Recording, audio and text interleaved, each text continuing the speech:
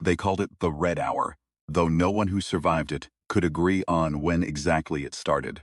Some said the sky over Cathara Station changed color 3 days before the Vrethk made first contact, a deep bruised crimson bleeding up from the eastern horizon like an old wound reopening. Others said the change happened weeks earlier, when the mining rigs on the outer shelf began returning with empty holds and missing crew. Few, the ones who had lived on Cathara long enough to remember the old stories, said it started the day Sergeant Major Billy Caro came home.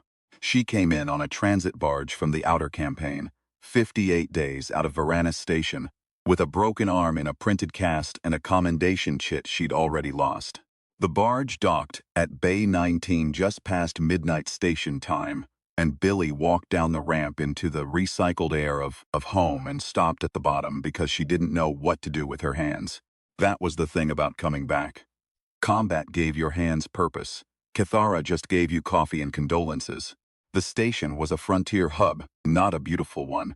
3 kilometers of pressurized corridors and industrial housing bolted to a nickel-iron asteroid in the outer belt of the Karun system. It smelled like machine oil and algae protein, and the particular staleness of air that had been breathed by 16,000 people for 23 years without fresh input. Billy had grown up breathing it. She'd thought she hated it. She found now, walking through the lower market ring with her single bag over one good shoulder, that it smelled like the inside of her chest. She'd been home 4 hours when the first body turned up. Chief Inspector Oren Vasek met her at the scene because he didn't have anyone else. His department had 17 sworn officers for a station of 16,000. 2 were on suspension. 1 had medevaced out the previous month, and the remaining 14 were stretched across 3 shifts watching the eastern processing corridors, where cargo disputes had been getting physical. He found Billy drinking black coffee on the concourse railing above Bay 12, watching the forensic team work the scene below, and he said, "I heard you were back. I heard there was a body. 3 in 6 weeks. This is the 3rd. He stood beside her, not looking at her, watching the same scene. The body below had been a freight coordinator named Pelmora, 38 years old, married, 2 kids in the station school. Whatever had done this to him had not needed a weapon. Hands, Vasek said quietly. Whatever it is, it uses its hands. Billy looked at the marks. She'd seen violence in 7 theaters across 4-star systems. She knew what a human body looked like when another human was done with it. And she knew what it looked like when something else was done with it. This was the second kind. You're calling it an animal? I'm calling it a case. I'm calling you a contractor. Credits a day, full investigative access. He held out a laminated temporary badge. Don't make me regret this. She took the badge. She didn't say she wouldn't make him regret it, because she was honest. Instead, she went down the stairs to look at Pelmora, and she crouched beside what was left of him. And she looked for a long time at the marks on the station floor beside the body. A partial print, 3-toed, pressing half centimeter into the deck plate, as if whatever made it weigh as much as a loader mech. Nothing that weighed that much moved like a biological. Nothing biological moved that fast without leaving more trace. The forensic team had found a single red-black scale, the size of a thumbnail. She put it in her pocket without telling them. The station's historical archive was a cluttered room off the administrative corridor managed by an elderly archivist named Tomeo Jiang, who had been cataloging Cathara's records for 31 years, and who became immediately agitated when Billy showed him the scale through a specimen bag. Did you find this? Crime scene, 3rd one. He sat down, which she hadn't expected. Tomeo Jiang was not a man who sat down quickly. He was the kind of man who moved through doorways like he was checking them for ambush. He sat down now and put his hands flat on his desk and looked at the bag for a long time before he said, "You know why this station is called Cathara?" She didn't. He told her about the Vrethkai. They were old, was the first thing he said.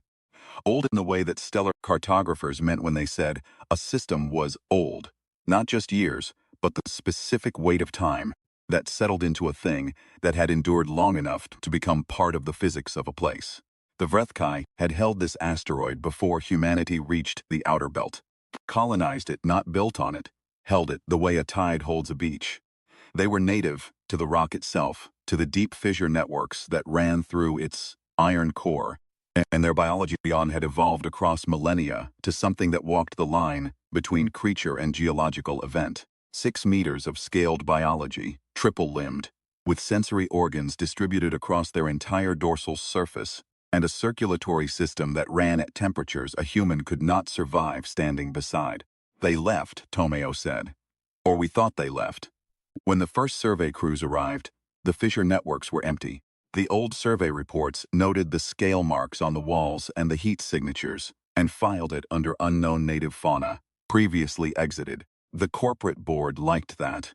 They named the station Cathara, after the Ottawa word for the red stone the original survey crew brought back from the deep bore. Bright red, like dried blood, like a scale from something enormous. Billy set the specimen bag on his desk. How many were there? Original surveys estimated a colonial group of 30 to 40. Those surveys were looking at tracks, not biology. The Vrethkai don't breed the way we do. They don't have a colony in the sense we understand. They have a harbinger. He opened a cabinet drawer and pulled out a physical folder, the kind made from actual paper. She hadn't seen one in years. Inside were old survey photographs, poorly lit, taken with first-generation deep-bore cameras. She looked at them for a long time. The thing in the photographs was pressed back into a crevice in the iron rock, half in shadow, but what she could see was enough. One harbinger, Tomeo continued, and a nest architecture that all links back to it. The harbinger is the intelligence. The others are extensions, limbs. When the harbinger sleeps, they all sleep. When it wakes, it started waking up when we started drilling, Billy said. He nodded. The new deep bore program, 3 months ago. The eastern corridor expansions cracked through a fissure network at about 900 meters depth. The night crew heard sounds they couldn't explain. Filed a noise report. The drilling supervisor marked it as a pressure release event and cleared them to continue. He closed the folder. First body turned up 6 weeks later. The murders are territorial, not exactly. He hesitated. There's a legend. Not human, Vrethkai. Or what we've been able to reconstruct from the mineral carvings in the lower fissures. Our xenolinguistics team spent 18 months on it before funding was cut. The translation is imperfect. Substance of it is this. The harbinger does not attack at random. It attacks in a specific sequence. It is trying to communicate something, a warning. And if the warning is refused, he stopped. If the warning is refused, then what? He looked at the photographs again. Then it stops warning. Billy spent the next 4 days doing the things she'd learned in 7 campaigns, working from the edge in. She didn't start with the Vrethkai. Meant she started with the station, because the station was what she knew, and because the station was what was going to survive or die. She talked to the deep-bore crews. She talked to the cargo supervisors who'd lost crew in the outer shelf incidents. She talked to a hydraulics engineer named Dov Eshel, who'd been one of the night crew present when the eastern fissure cracked, and who told her, quietly, that what the crew had heard that night hadn't sounded like a pressure release. It had sounded like something enormous becoming aware that it was no longer alone. She talked to station director Rael Morn, who sat behind his desk in his office with the view screens showing the outer hull cameras, and told her that there was no evidence of a non-human organism operating within Cathara Station, that the deaths were tragic and under investigation, and that the mining schedule would not be disrupted. He had the look of a man who had made himself believe something deeply inconvenient for reasons that were genuinely not personal. The look of someone understood exactly what pausing the drill program would cost in contracts and quarterly assessments and his own career, and had done the math and decided that math was reality. She'd met his kind in every command structure she'd ever operated under. She left his office without arguing, because arguing with that look was like arguing with orbital mechanics. She went back to the bore. The eastern fissure entry had been sealed with a pressure door after the noise incident, but the seal had been installed by a crew working fast, and the inspection records showed it hadn't been tested since. Billy stood at the pressure door with a thermal scanner and watched the temperature differential on the other side of the door fluctuate in a rhythm she recognized from Tomeo's files. A 9-second cycle, like a heartbeat, but too slow, too old. She put her hand flat on the door.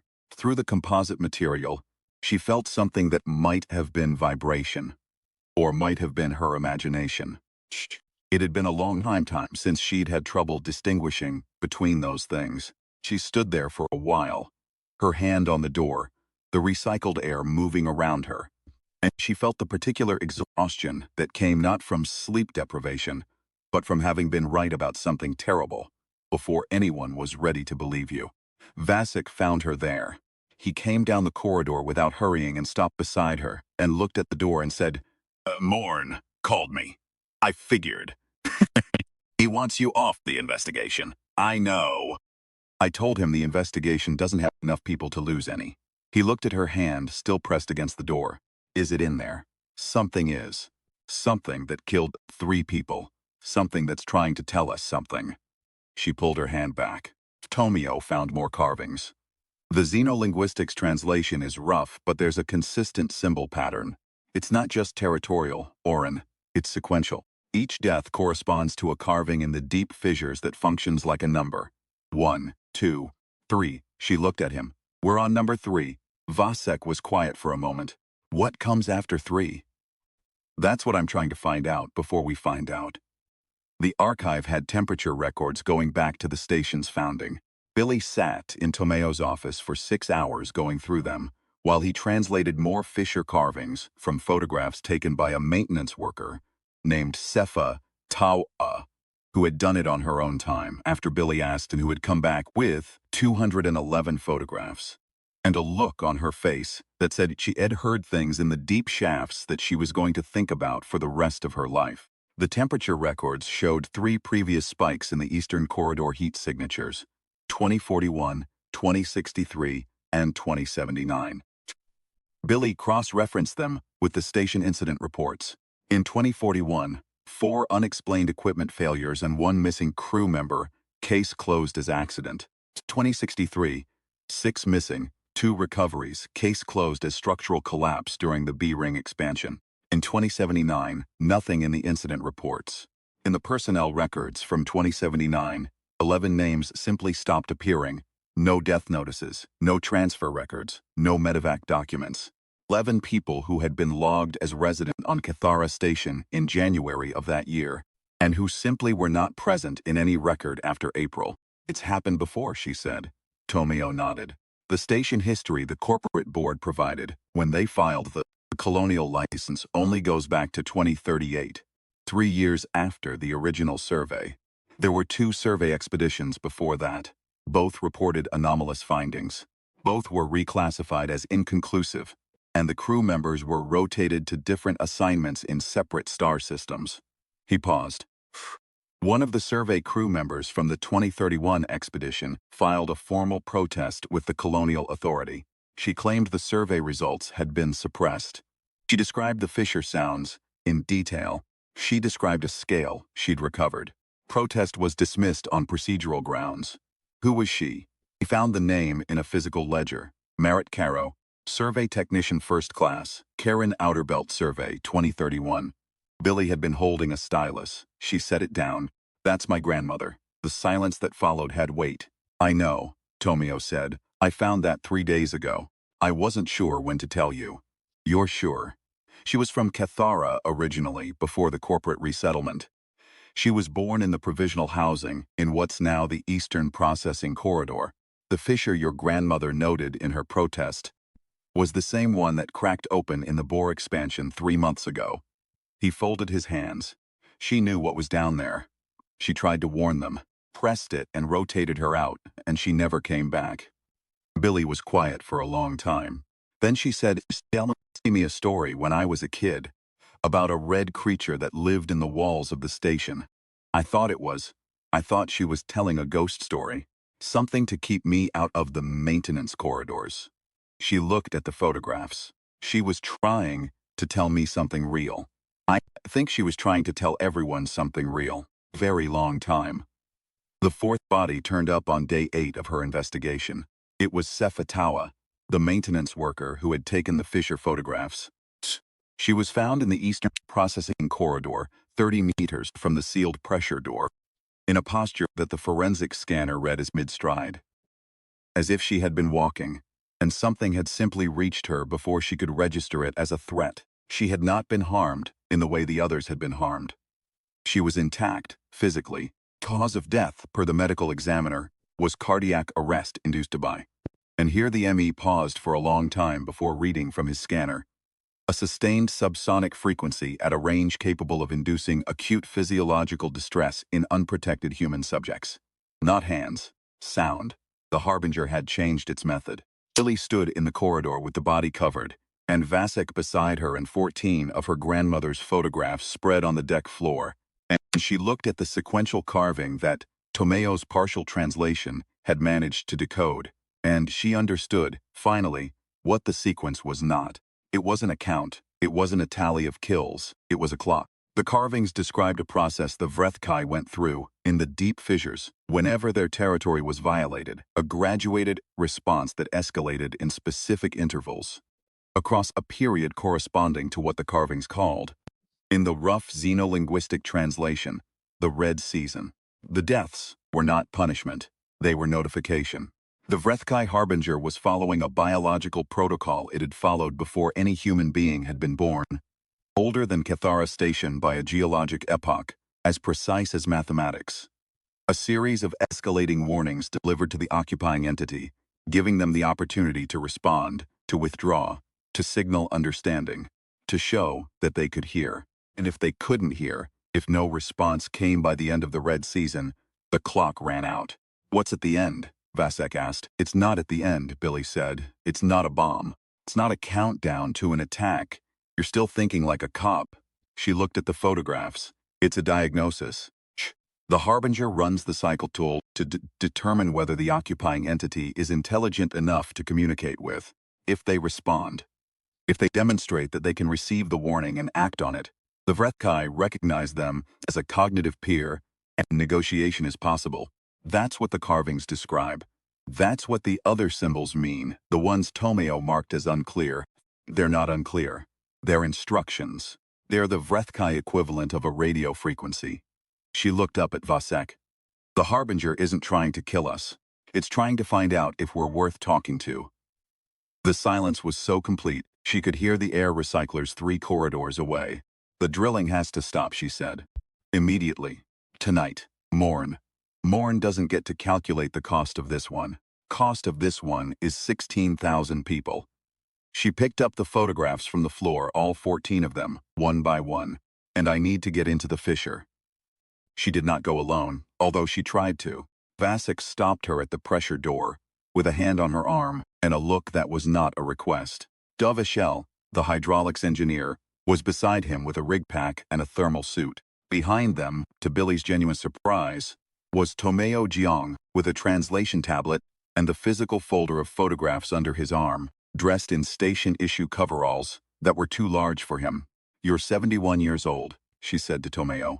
I have been waiting 31 years to meet it, he said. You're not going to tell me I can't come. She looked at them. Vasek in his inspector's jacket, Dov in his rig suit, Tomeo in his oversized coveralls, and felt something complicated move through her chest. Son. She'd gone into worse places with better-equipped people, and she'd gone into worse places with worse-equipped ones. And the one thing that had never changed was the quality of the moment just before. When you looked at the people beside you, and understood that they had chosen to be there. Standard spacing, she said.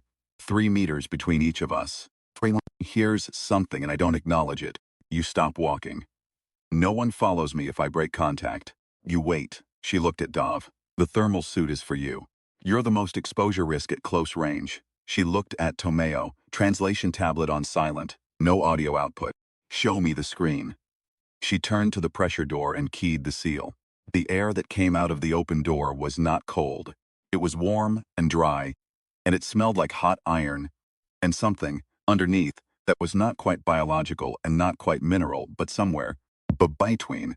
The smell of something that had been alive in total darkness for so long that it had become part of the composition of the rock itself.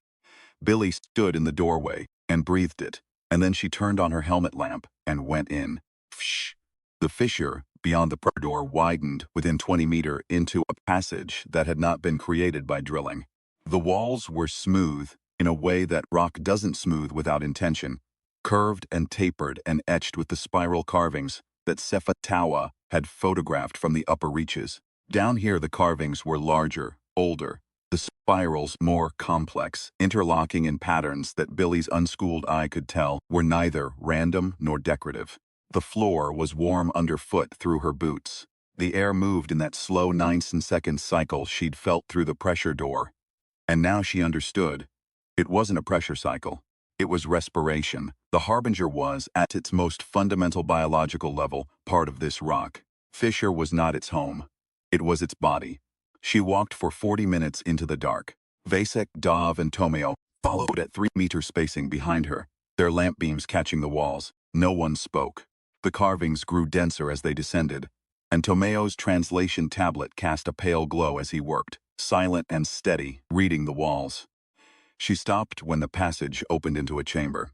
It was not large by the standards of what she'd imagined, perhaps 30 meters across, roughly spherical. The ceiling, a dome of iron-dark rock with veins of that red mineral running through it like circuitry. The floor was covered in a lattice of fine crystalline growth, pale orange, that crunched softly under her boots when she stepped on it, and she immediately stepped back, not wanting to damage it.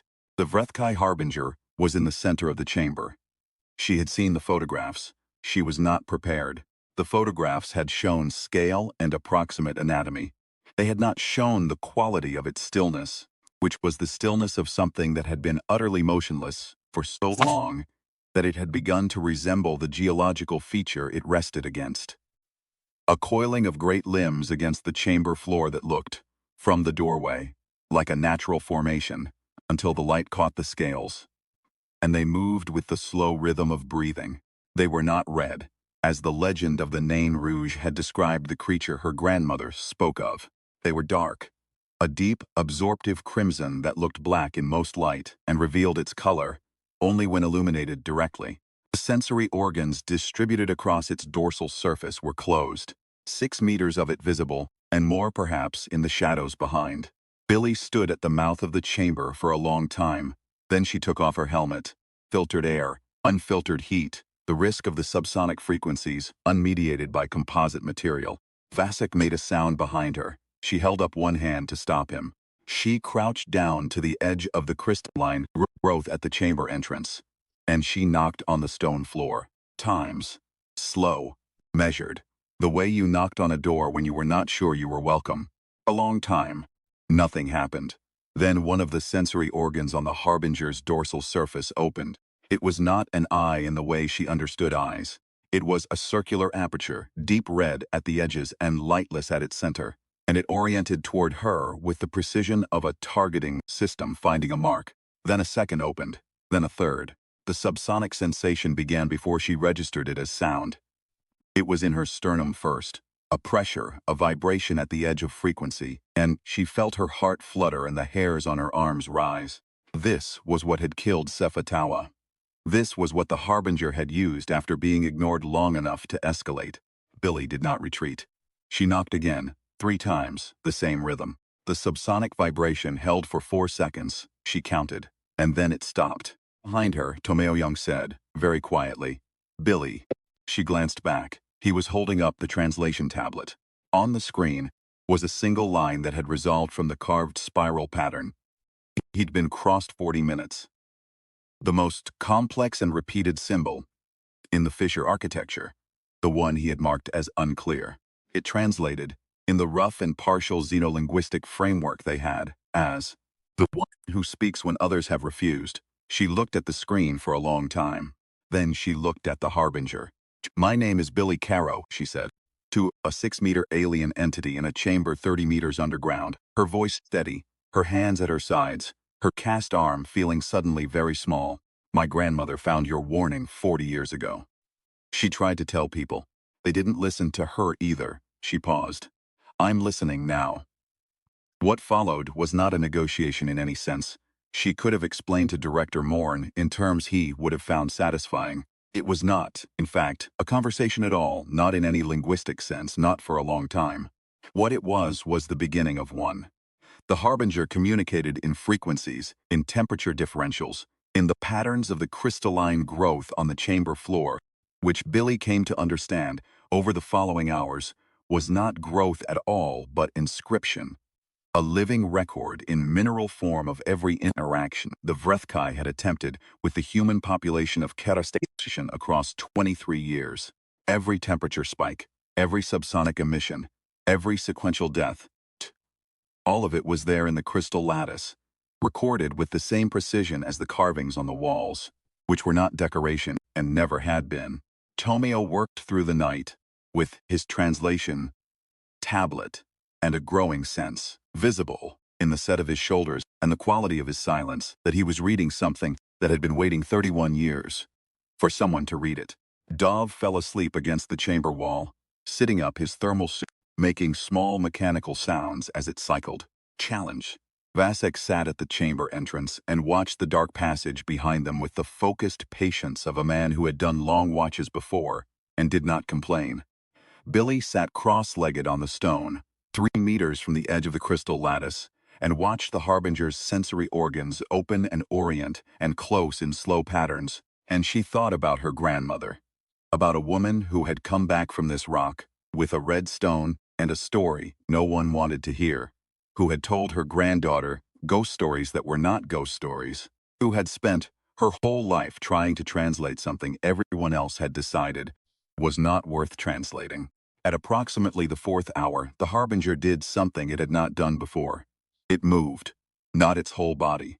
A single limb extended from the coiled mass, not toward Billy, but toward the crystal lattice. It moved with a delicacy that was entirely at odds with the scale of the thing, tracing a pattern in the existing inscriptions, extending and deepening and completing a spiral that Tomeo, watching over Billy's shoulder, translated with shaking hands as, "She who carries the voice of the one who came before her grandmother." It remembered her grandmother. Billy's face did not change. She had been in 7 campaigns and she had learned to keep her face still when she needed to. Her hands, in her lap, closed into fists and then opened again, slowly the way her grandmother had taught her to do. When something hit you harder than you were ready for, open your hands. Let the feeling move through. Don't trap it. "Yes," she said. "She was my grandmother." She tried to answer you. She was stopped. The Harbinger's sensory organs moved. The temperature in the chamber shifted 2 degrees. Tomio looked at his tablet and then at Billy and said, I think that's acknowledgement. Not forgiveness. I don't think it's that sophisticated a word in this context. More like recognition. It knows you're connected to her." "It's been waiting," Billy said, "for a long time." She looked at the spiral the Harbinger had traced. "What do we need to give it? To stop the clock?" "Not what you'd expect." Tomeo turned the tablet so she could see the cascading translations. "Doesn't want the station gone. It doesn't want the people removed. What it wants is..." He stopped, at the tablet again. "The word is complicated. In the carving context, it means something like acknowledgement of coexistence. Formal recognition that this place has 2 inhabitants, that the rock belongs to both." He looked at her. "In the 2031 survey, your grandmother noted one thing in her protest that I didn't show you before." He opened the folder, found a specific photograph of a handwritten page. She wrote, "The creature appears to be waiting for us to admit that we know it is here, not to leave, to stop working, to stop pretending that we are alone." Billy read her grandmother's handwriting for a long time. Then she said, "Get me Vasek. I need him to record a formal declaration." Vasek looked up from his post at the chamber entrance. "Declaration of what?" "Coexistence, on behalf of Cathara Station." She looked at the Harbinger. "Someone should have done this 23 years ago. Someone should have done it 40 years ago. Here we are, and there's nobody else. Morn won't. Morn is an Inspector General problem. He'll have a full xenological contact protocol on his desk by the end of the week, and a Colonial Authority oversight team on the next transit barge, if I have to file the report manually on my grandmother's behalf." She stood. Legs were stiff from the stone floor. "Record the declaration. Put today's date on it. My name on it." She thought for a moment. Her name on it, too. Avasek had been a police inspector for 19 years. He pulled a recording unit from his kit and held it up and did not question her. She turned to face the Harbinger. "She cleared her throat.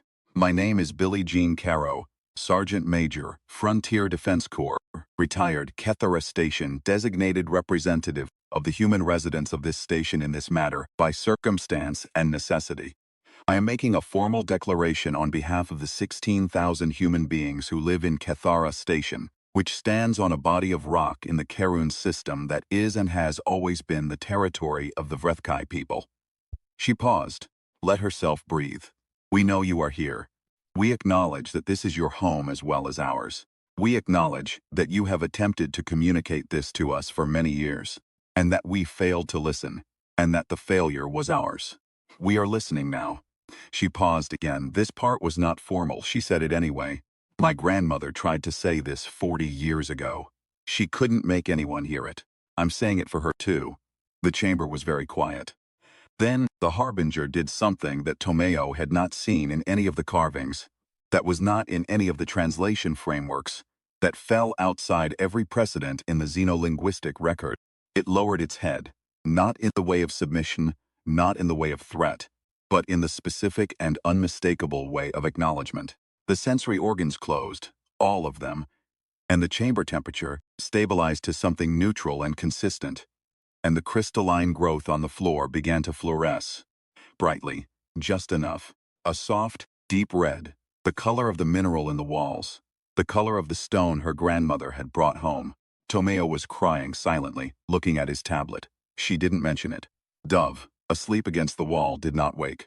She decided to let him sleep. She looked at the Harbinger, at the slow, ancient breathing, at the scales that were so dark they absorbed light, at the creature that had been waiting in this iron rock since before there were human beings anywhere near this star system. And she felt something she hadn't felt since before the campaigns, something she'd almost convinced herself was childish, something her grandmother had tried to give her and that she'd spent 20 years being too busy to accept. Wonder. Director Morn did not take it well. He took it the way she had expected. With a formal objection filed within 6 hours, a legal hold on her declaration, and a very expensive communication to the colonial authority, flagging unauthorized xenological contact as a potential liability issue for the station's operating license. He was still filing his Third Amendment to the objection when the colonial authority's Emergency Response Division arrived on a fast courier, 22 days out from the inner systems, carrying a full xenological assessment team and a provisional coexistence protocol, drafted in about 36 hours by people who had clearly read her declaration and her grandmother's protest in the same sitting. The lead assessor, a compact woman with gray hair and the eyes of someone who had done this kind of work before, shook Billy's hand at Bay 19 and said, "We've had this flagged for review since 2031. Nobody prioritized it until you filed." A pause. "I'm sorry it took this long." "Tell that to the families of the 4 people who died," Billy said. It came out harder than she intended. She softened it. They were good people. They deserved better information. Yes, the assessor didn't flinch. They did. The drilling stopped that day. Permanently, the deep bore. The Eastern Fissure Corridor was designated a Protected Archaeological and Biological Zone under Colonial Authority Order 7741.